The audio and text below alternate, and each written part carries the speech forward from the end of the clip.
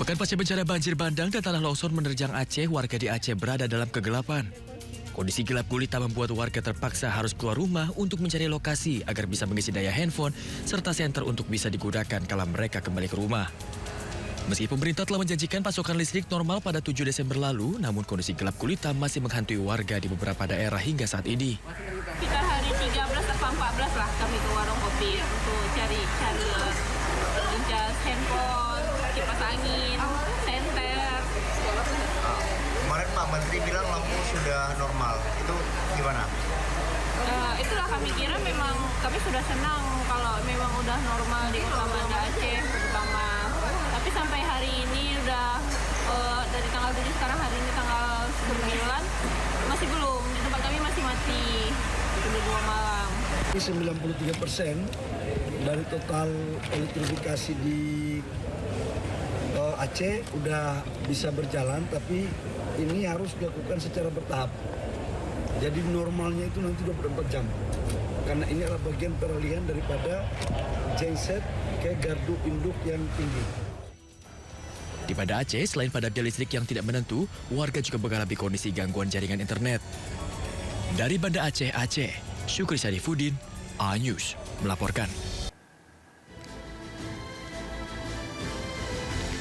Para personil TNI menempuh perjalanan selama kurang lebih 3 jam dari desa Parsikaman melalui Aek Rasisan dan Aek Mompang. Mereka juga membawa bantuan logistik bagi korban bencana seperti makanan dan obat-obatan. Sepanjang rute ditemukan sedikitnya 20 titik longsor yang menghambat akses menuju lokasi. Di lokasi, personil TNI bersama masyarakat juga menyiapkan tempat pendaratan helikopter untuk menerjunkan bantuan logistik pada masyarakat terdampak bencana. Kebutuhan mendesak masyarakat saat ini antara lain beras, mie instan, mie goreng, genset, beserta bahan bakar, perangkat Starlink, obat-obatan, serta baju layak pakai.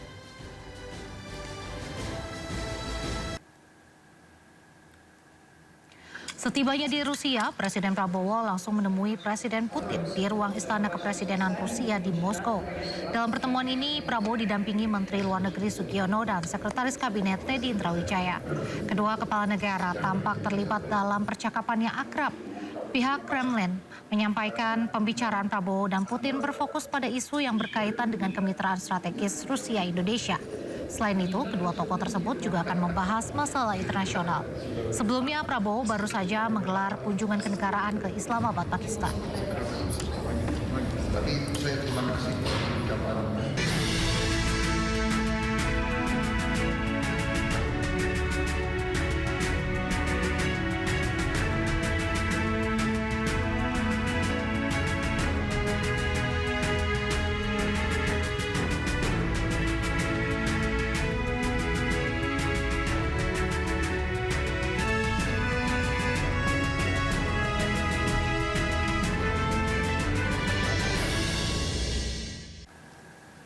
Detik-detik tanah longsor nyaris menimbun rumah terekam kamera warga di Kabupaten Agam, Sumatera Barat.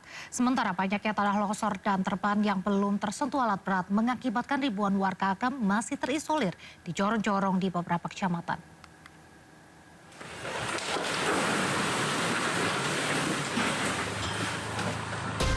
Kamera warga merekam detik-detik tanah longsor disertai pohon tumbang yang nyaris menimpa rumah warga di Jorong Patapayan, Kecamatan Palupuah, Kabupaten Agam, Sumatera Barat.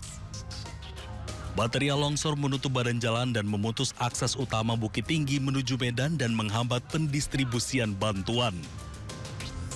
Petugas menerjunkan alat berat untuk membuka akses jalan. Sejak longsor besar 24 November lalu, ruas air Kijang Harasam putus total sepanjang lebih dari 2 km menutup total akses menuju jalan raya lintas Sumatera. Yang satu tertimpa longsor sehingga tidak bisa dilalui oleh masyarakat sudah sekitar 1 minggu lebih. Yang satu lagi longsor sehingga kampung Harasam itu terisolir. Sementara itu, pemerintah Kabupaten Agam mencatat per 9 Desember pagi 228 jiwa masih terisolasi. Pemerintah daerah mengimbau warga tetap waspada dan mengikuti arahan petugas selama masa tanggap darurat masih berlangsung. Dari Agam, Sumatera Barat, Wahyu Zikumbang, iNews melaporkan. Hujan deras disertai angin kencang kembali melanda Kecamatan Batang Toru, Kabupaten Tapanuli Selatan, Sumatera Utara. Tingginya intensitas hujan tersebut membuat air sungai Aek Garoga nyaris luber hingga warga panik berhamburan.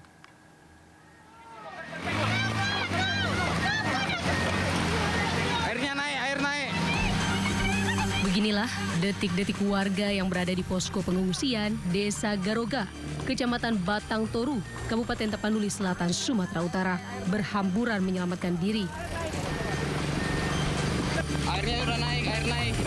Hal ini terjadi lantaran air sungai Aek Garoga mendadak naik hingga sebatas jalan.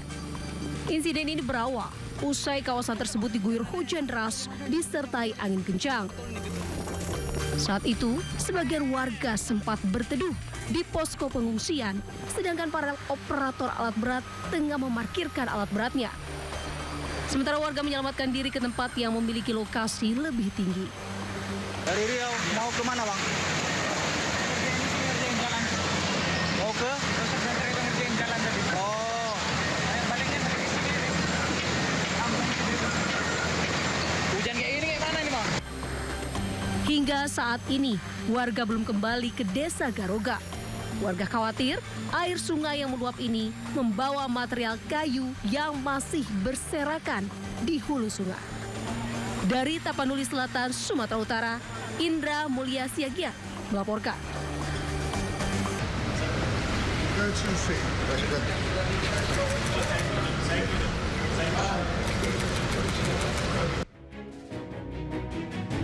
Presiden Republik Indonesia Prabowo Subianto kunjungi Istana Pakistan di Islamabad untuk menerima anugerah penghargaan bintang kehormatan tertinggi. Tiba di istana, Prabowo disambut Presiden Pakistan Asif Al-Zardari. Prabowo dan Al-Zardari kemudian menggelar pertemuan bilateral bersama delegasi masing-masing negara, menegaskan komitmen kedua negara untuk memperkuat hubungan yang saling menguntungkan. Dalam rangkaian pertemuan tersebut, Prabowo menerima anugerah penghargaan tertinggi Nissan-e Pakistan yang disematkan secara langsung oleh Presiden Zardari. Nissan-e Pakistan merupakan penghargaan sipil tertinggi yang diberikan untuk pemimpin negara sahabat atau tokoh penting yang dinilai berjasa mempererat hubungan dengan Pakistan. Presiden Prabowo dianggap memiliki peran strategis dalam memperkuat hubungan bilateral Indonesia-Pakistan.